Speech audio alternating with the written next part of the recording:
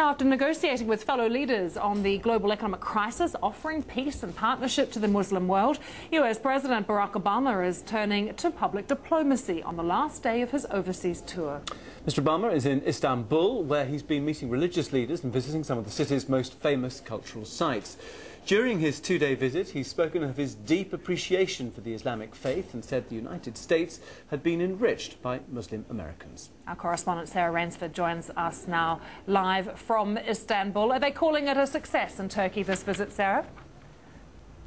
They are, yes. Very much the reception here in this country seems to be that Barack Obama came here as a friend. He brought a message that he wanted a new era in relations between Turkey and America. He came here saying that he saw Turkey very much as a country rooted in Europe, which is where Turkey wants to be, and as a secular democracy above all, a country that shared the same values as Turkey. So coming here, trying to repair, of course, a relationship that was damaged under George Bush. One newspaper here, to give you a flavour of how this is going down, said that this visit did more in one day in just one day, managed to damage a relationship that George Bush destroyed. He has charmed people wherever he's gone, Sarah, but just looking ahead to a few weeks to that anniversary of the 1915 mass killings of Armenians, I suppose Turkey will be watching very closely to see what term he uses to describe those killings when he returns home. They will, yes. It's an extremely controversial issue here in Turkey. Turkey denies that the mass killing of Ottoman Armenians in 1915 was a genocide.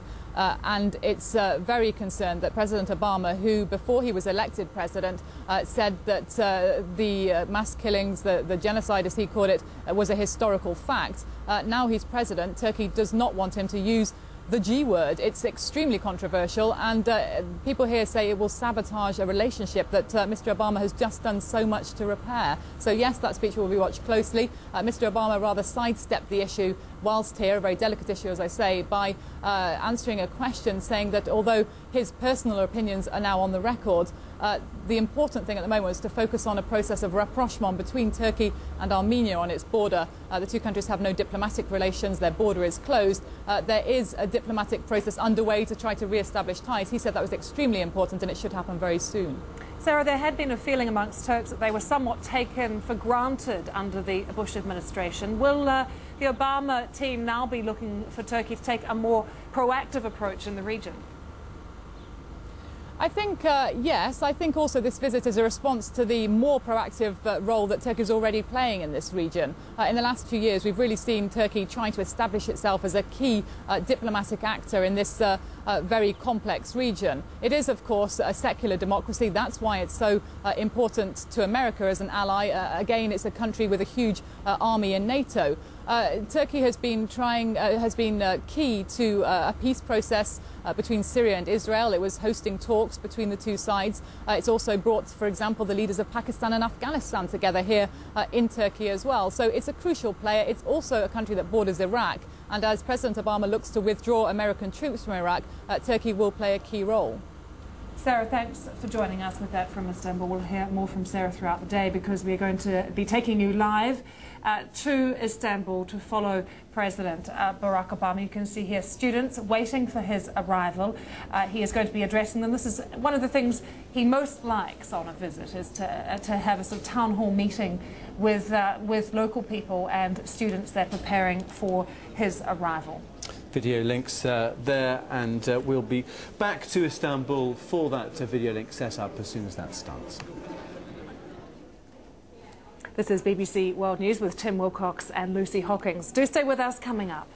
Lovely, Chairman. Thank you very much, because we're going to actually go back now to Istanbul because President Obama attending that town hall event, that video link up. Let's just listen in. And giving you an opportunity to ask questions of me, and I may ask some questions of you. So, as I said yesterday, I came to Turkey on my first trip overseas as president for a reason. And it's not just to see the beautiful sights here in Istanbul. I came here to reaffirm the importance of Turkey and the importance of the partnership between our two countries. I came here out of my respect to Turkey's democracy and culture, and my belief that Turkey plays a critically important role in the region and in the world. and I came to Turkey because I'm deeply committed to rebuilding a relationship between the United States and the people of the Muslim world, one that's grounded in mutual interest and mutual respect. Turkey and the United States have a long history of partnership and cooperation. Exchanges between our two peoples go back over 150 years. We've been NATO allies for more than 5 decades. We have deep ties in trade and education, in science and research. And America is proud to have many men and women of Turkish origin who have made our country a more dynamic and a more successful place. So Turkish-American relations rest on a strong foundation. That said, I know that there have been some difficulties in recent years. In some ways, that foundation has been weakening. We've had some specific differences over policy, but we've also at times lost the sense that both of our countries are in this together, that we have shared interests and shared values, and that we can have a partnership that serves our common hopes and common dreams. So I came here to renew that foundation and to build on it. I enjoyed visiting your parliament. I've had productive discussions with your president and your prime minister, but I also always like to take some time to talk to people directly, especially young people. So in the next few minutes, I want to focus on 3 areas in which I think we can make some progress. Advancing dialogue between our two countries, but also advancing dialogue between the United States and the Muslim world, extending opportunity in education and in social welfare, and then also reaching out to young people as our best hope for peaceful, prosperous futures in both Turkey and in the United States. Now, let me just talk briefly about those 3 points. First, I believe we can have a dialogue that's open, honest, vibrant, and grounded in respect. And I want you to know that I'm personally committed to a new chapter of American engagement. We can't afford to talk past one another, to focus only on our differences, or to let the walls of mistrust go up around us. Instead, we have to listen carefully to each other. We have to focus on places where we can find common ground and respect each other's views, even when we disagree. And if we do so, I believe we can bridge some of our differences and divisions that we've had in the past. A part of that process involves giving you a better sense of America.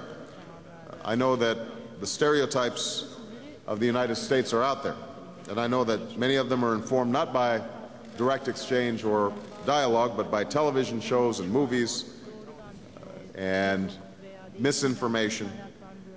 Sometimes it suggests that America has become selfish and crass, or that we don't care about the world beyond us, and I'm here to tell you that that's not the country that I know, and it's not the country that I love.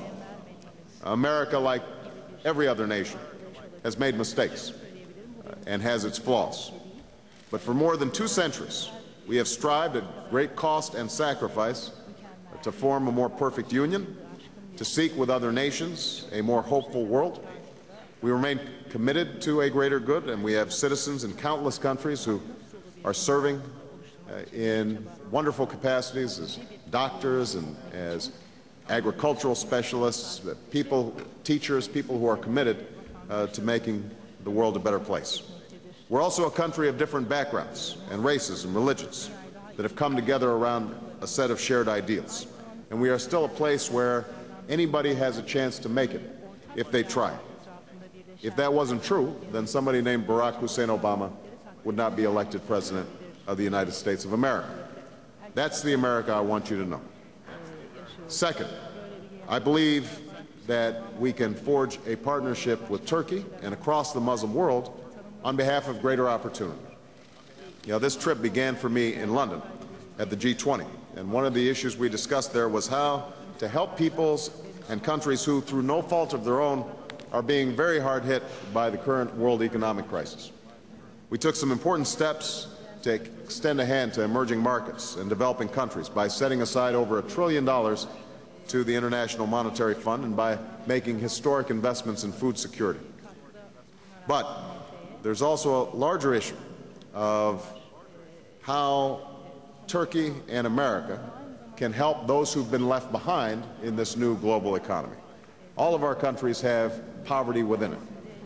All of our countries have young people who aren't obtaining the opportunities that they need to get the education that they need.